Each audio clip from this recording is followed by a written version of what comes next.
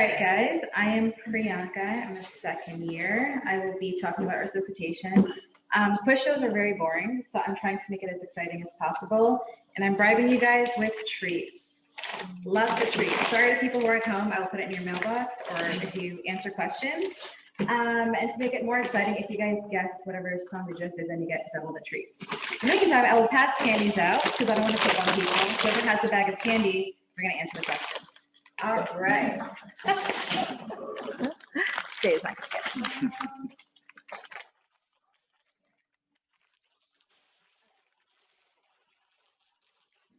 So, and people at home, feel free to chime in and answer some questions too. So let's talk about resuscitation.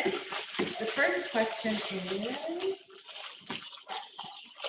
you have a 23-year-old female brought in by EMS after an MVC. She's complaining of chest pain and some shortness of breath. Her airway is intact, unclear of their bilateral breath sounds. She's tachycardic to 111. Her BP is 140/84. Her O2 sat is 94% on room 2 liters of nasal cannula, and you see the following X-ray. What would be the next step in management? People at home, please feel free to put in the answers in the chat. Let me know when you guys are ready. I need to go to the next one. Does anyone see anything abnormal while we're kind of going over? Yeah, David, I see you nodding your head. What do you see? Oh, me? Yeah. The right. Hemidiaphragm. The deep. SULCUS sign. Yes, yeah. Which is like a pneumothorax. Exactly. So what David said for people at home is you see a deep SULCUS sign on the left part of the lung. And who wants to, anyone want to answer the question? Because I don't want to pick on people, please. All right. David, sorry. Since you said the deep SULCUS sign, what would you do? I think you could just do the chest tube because the patient is kind of like stable otherwise. Not like you have to do a decompression, like a needle immediately. Yep. So correct. The answer is, let me just make this space by that. There we go. You want to do a large bore chest tube. So just like what David said, as you see the deep SULCUS sign, and essentially what it is that when there's a pneumothorax, like the air collects laterally and it deepens the claustrophrenic angle. Also, the right hemidiaphragm is higher than the left, which it shouldn't be. And you also see from the prior slide, because this isn't the actual image, but you see some opacity, so it makes you concerned for like a hemothorax as well. So a large chest tube would be preferable, just in case you do the hemothorax, you'll get some drainage as well for the patient. Yeah. So the next question is, we have a 45-year-old male with no significant past medical history, comes in for lightheadedness. He denies any chest pain or shortness of breath. He's mentating well. His vitals, other than his heart rate, is within normal limits. You see the following EKG. What would be the best treatment for you guys to give this patient?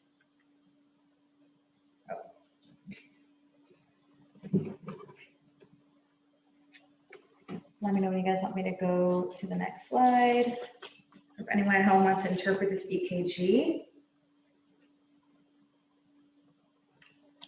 No. All right.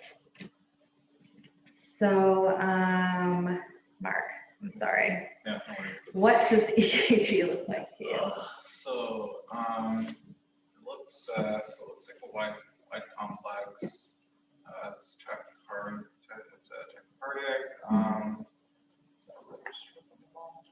It's all I think it's regular. It's regular. Mm-hmm. So white complex regular tachycardia. Patient is otherwise stable. So it doesn't necessarily need electrical cardiac diversion. Agreed. And CANAG, and it's pretty harmless, but I don't know if it will necessarily help. It's regular. I'm not sure whether it's maybe considered amnio. Yeah. Good.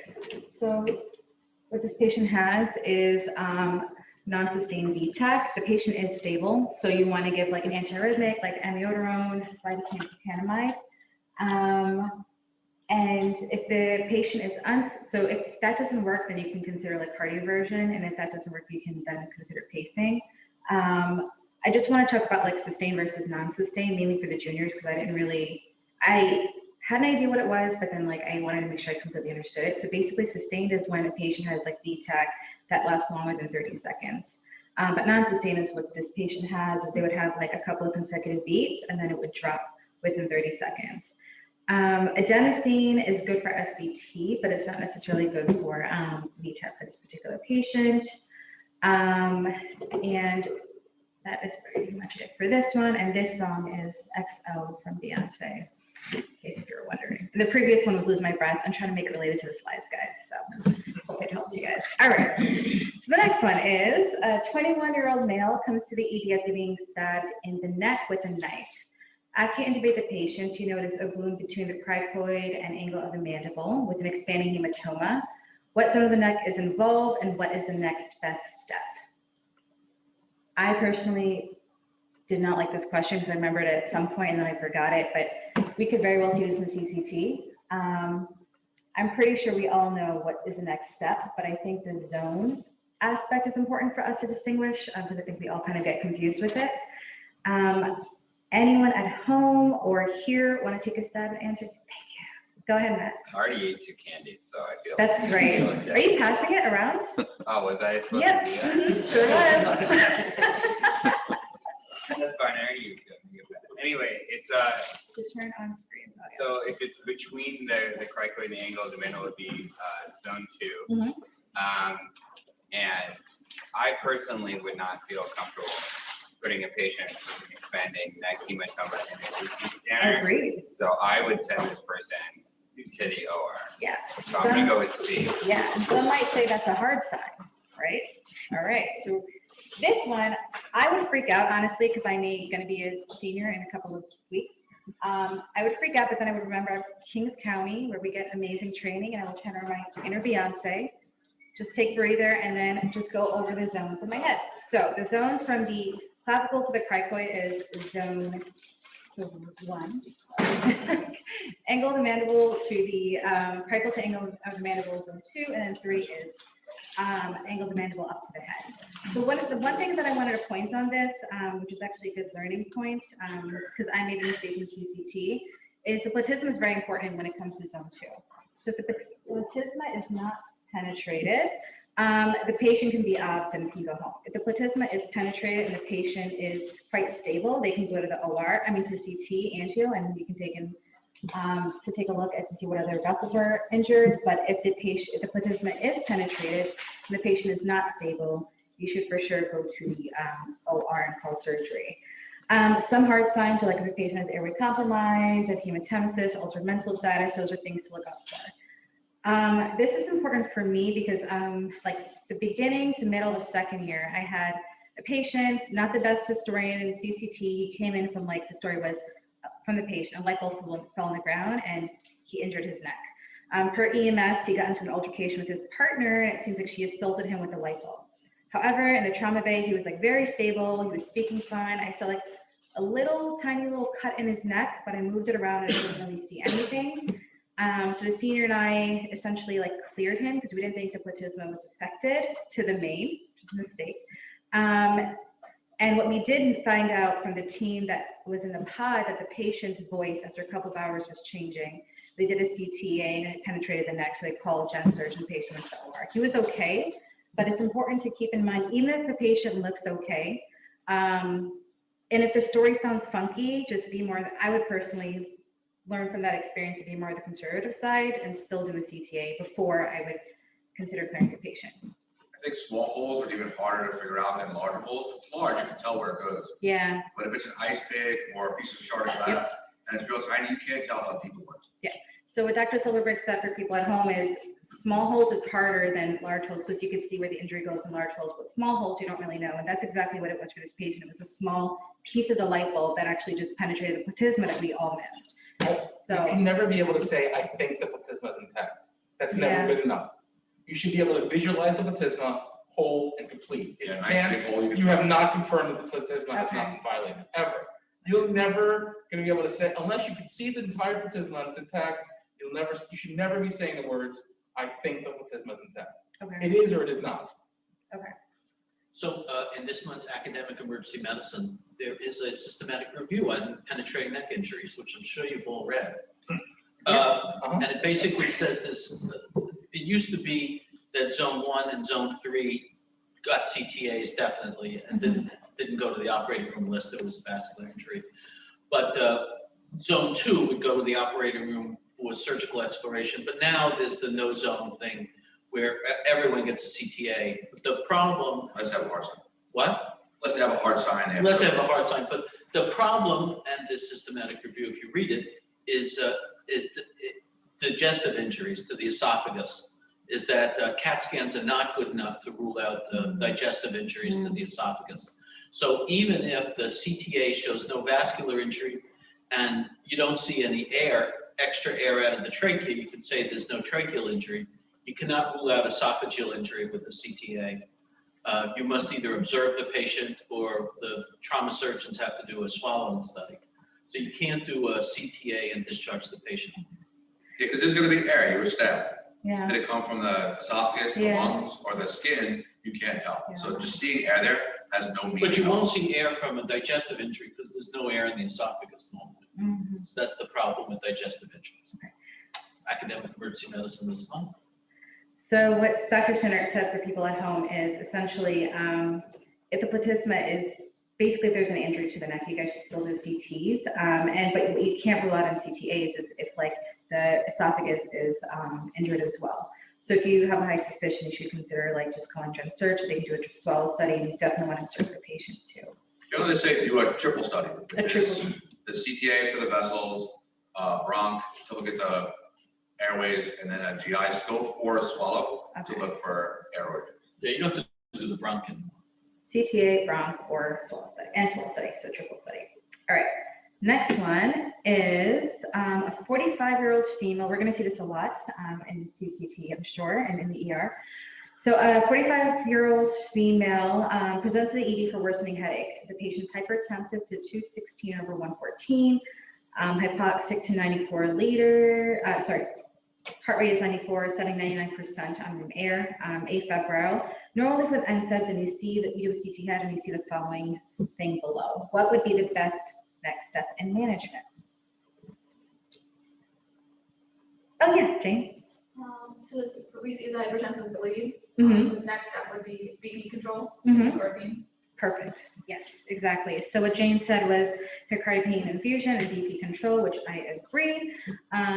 This is Beyonce's check on it. Anyway, so with this particular patient, the BP is elevated and you want to lower it. Based on like the Interact and Attach 2 trial, both trials essentially was trying to see like what is the best BP goal. And what they saw was one study did from 140 to 180 and one did less than 140. And what they saw, there was no benefit or no significant difference, essentially mortality. However, you want to avoid hypotension in these patients. Nicardipine is the antihypertensive of choice, mainly because it's like a pure arterial vasodilator, so it's not going to affect venodilation or any cerebral flow as well. Other things you want to keep in mind when a patient has a bleed, especially when it's that low, you want to make sure the patient's not herniating. So you also want to consider mannitol or hypertonic saline. If the patient is on anticoagulants, you want to make sure you give them a reversal agent as well. You want to elevate the head of the bed, and you want to also make sure that the patient has adequate fever control, mainly because you can have central hyperthermia for this patient. I couldn't really see the CT. Was it third ventricle that was full of blood or just parenchymal? I think the parenchymal for me was just full of blood. From what I It could just see. looks low, and I think you're worried about non-communicating hydrocephalus in these guys. Mhm. So neurosurgery can get on board and possibly put a drain in, Okay, take out some of the CSF. Because it looks like it's going to involve the aqueduct and the fourth ventricle. okay. So Dr. Silverberg said you also want to get neurosurgery involved as well, because it can affect the ventricles as well. So the next one is a 57-year-old male, history of alcohol abuse, comes in for shortness of breath for several hours. He's hypotensive to 80 over 52, tachycardic to 167, setting 91% on room air. He's afebrile. The physical exam is pertinent for the patient having altered mental status and some crackles in the lower lungs. There's no edema or no tenderness in the lower extremity. You see the following EKG. What would be the best course of action for this particular patient? So I'm gonna just bring it out to the audience because I really hate picking on people. So guys, please participate. So who wants to interpret this EKG? Thanks. Sarah. Narrow complex tachycardia, irregular, looks like AFib with RVR. Awesome, yeah. And is this patient stable or unstable? You could argue unstable. The Yeah. systolics are less than 90. Mhm. They're altered, unstable. Great. You can argue for synchronized cardioversion. I agree. So just like with Tara said, the patient has AFib with RVR. He is unstable. So you definitely want to do cardioversion for this patient. You want to do synchronized because you want to avoid defibrillating the T waves, which can cause patients to go into AFib. We don't know how long this patient's been on AFib for, so you want to consider after you cardiovert the patient, starting the patient on heparin as well, because it can increase the risk of strokes for these patients as well. Some wrong answers, adenosine, like we spoke about earlier, is for SVT. This patient doesn't have SVT. IV DILT is good if the patient is stable and is meditating well, but that's not the case for this patient. Can you synchronize AFib? Could you synchronize AFib? I don't think so.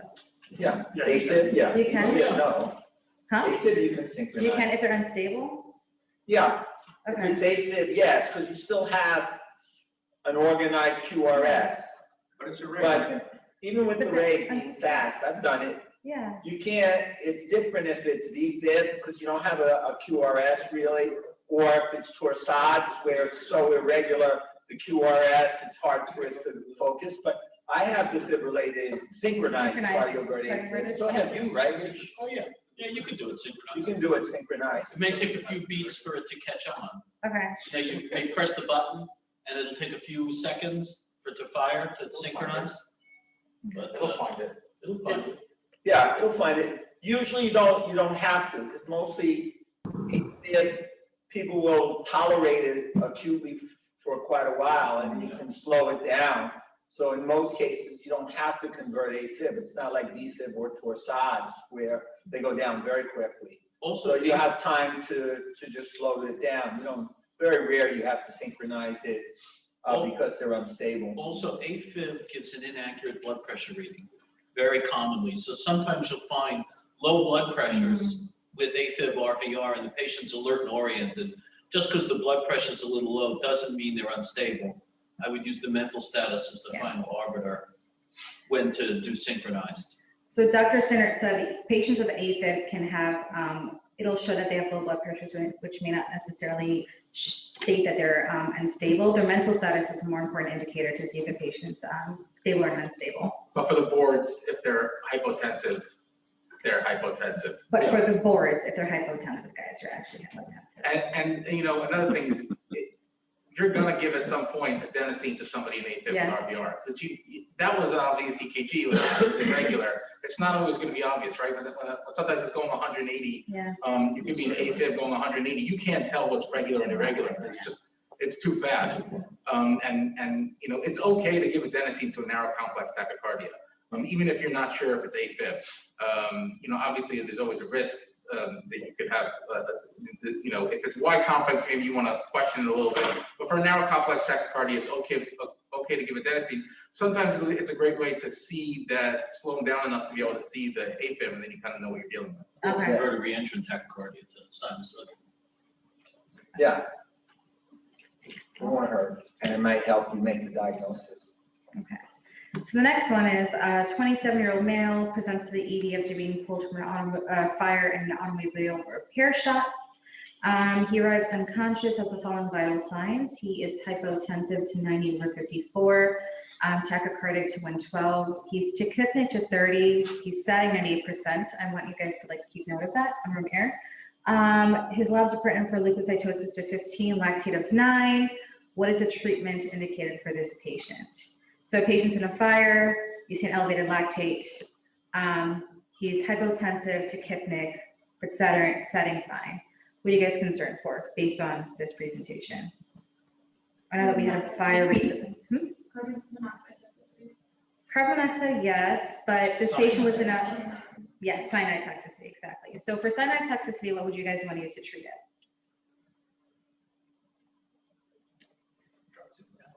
E. Say it again. I heard someone say something, but I couldn't hear. B. B, yes, agreed. Hydroxycobalamin. So this is actually very interesting because I know that we had a couple of patients come in CCT last week, I want to say, from a fire. And I was thinking, I was at UHB at the time, but I was thinking like, how would I manage, or what would I think of when I have a bunch of patients coming in from a fire? And one of the things that I honestly didn't really think of was cyanide. I was thinking of carbon monoxide poisoning. I think this is an important thing to touch base on because I don't think that this is the first thing in our head when we think of patients coming in from fire. So essentially, I'm going to go back and talk about how cyanide works and why it's terrifying when patients have this. So what it does is it basically inhibits the cytochrome oxidase, if you guys remember all the way back when, from the ATC. So it basically stops ATP production. So what that does is it basically affects the utilization of oxygen from the tissues. It doesn't necessarily affect binding itself. So that's why if you guys saw the patient's vitals, his O2 sat was fine, but that's like falsely reassuring. Because the patient is tachypnic, which is something you want to focus on as well. And the patient also has an elevated lactate, which tells you that he's moving away from aerobic to anaerobic metabolism. So it's important the first thing you want to do is, of course, make sure the patient has oxygen.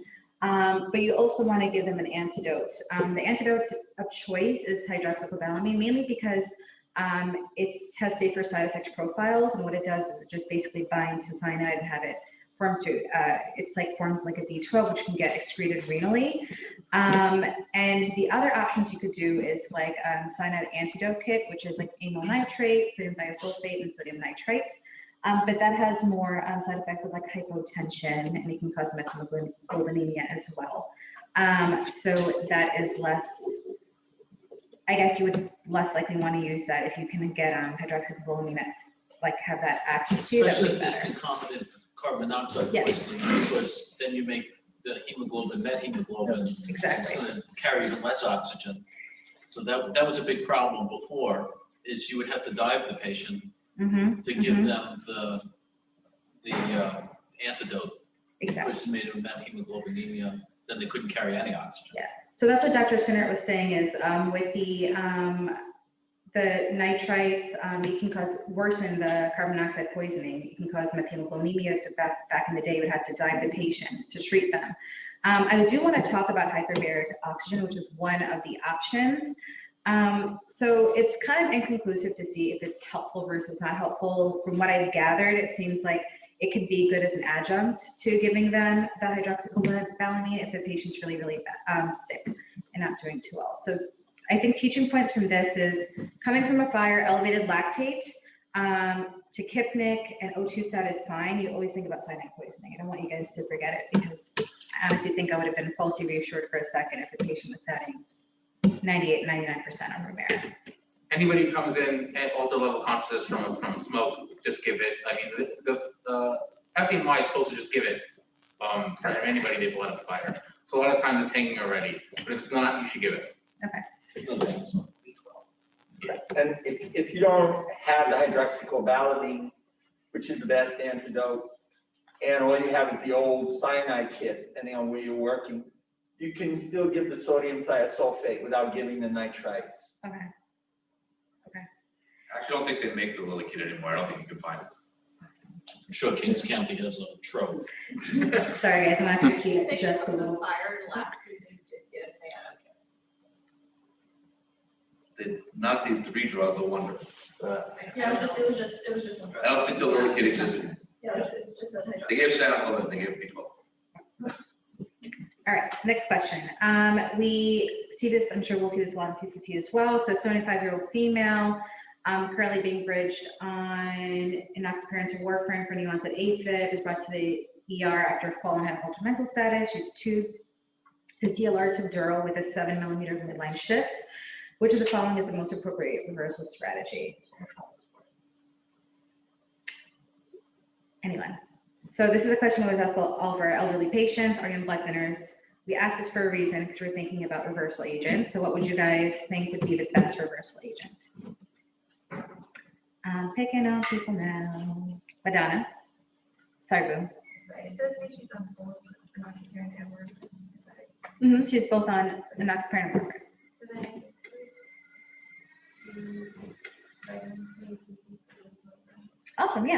E, all of them. So she's on 2 agents. So for warfarin, you want to give FFP and PCC and vitamin K, and she's on enoxaparin, so you want to give protamine sulfate as well. Sorry guys, I'm running a little short on time, so I'm not going to be able to talk too much about it, but this is just some information on other reversal agents you can give your patients based on their different anticoagulants they're on. All right, next one.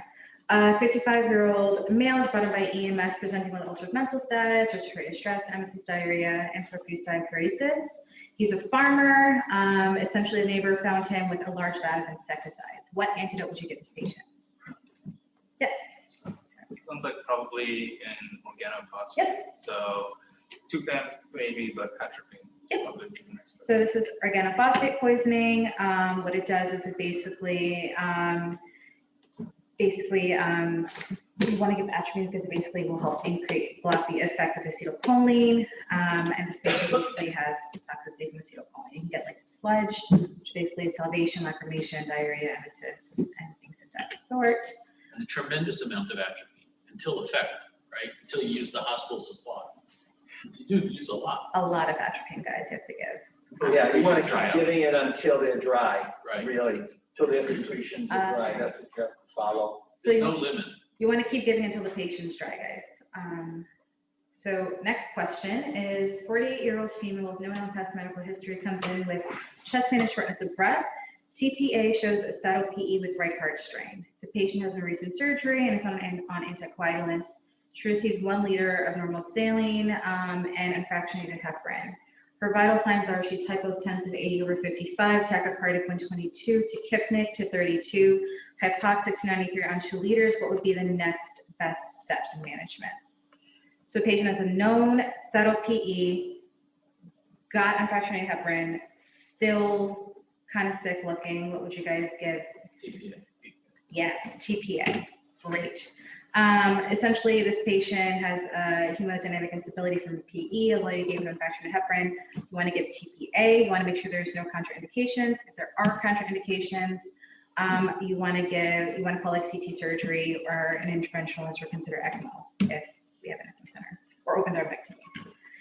Last question, guys. I'm sorry. So 75-year-old male, history of hypertension, smoking, comes in with sudden onset of abdominal pain and left flank pain associated with nausea, adrenal weakness, lightheadedness. Review systems is pertinent for 3 weeks of periumbilical abdominal pain. Patient's hypotensive, tachycardic to 115, tachypnic to 24, setting 98% on room air. The exam is pertinent for the patient being really diaphoretic and has generalized abdominal pain. What are you guys concerned for, and what would be the next step in management? Smoker, hypertension, belly pain for 3 weeks, diaphoretic, tachycardic. I would say maybe peritoneal abdomen, huh? Possible rupture. Yeah, exactly, That's ruptured. ultrasound. Exactly. Transfuse. Agreed, yeah. So you're concerned for a rupture AAA, patient needs to go to the OR ASAP. So you do a quick fast, you see that the abdominal aorta is ruptured, and then you'd want to activate MTP and make sure the patient goes to the OR. Sorry for going a little over, guys. That is the end of the presentation. Any questions, comments, concerns? And the most important is that last patient is get them to the OR. Yeah,